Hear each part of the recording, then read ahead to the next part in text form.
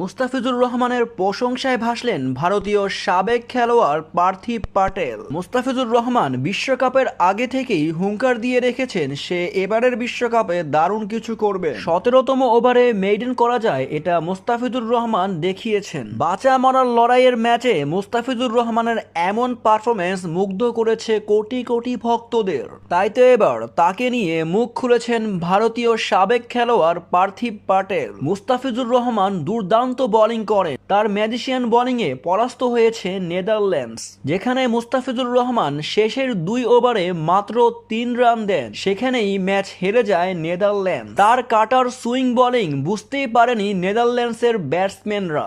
একের পর এক বল খেলতে ব্যর্থ হয়েছেন ব্যাটসম্যানরা। বাংলাদেশকে ম্যাচ জিতাতে মুস্তাফিজুর রহমানের শেষের 2 ওভার খুবই কার্যকরী ছিল, যেখানে মুস্তাফিজুর রহমান 4 ওভার বোলিং করে মাত্র 12 রান দেন। ইকোনমিক্যাল বোলিং করে ম্যাচ জয়ে সেরা অবদান রেখেছেন কাটার মাস্টার।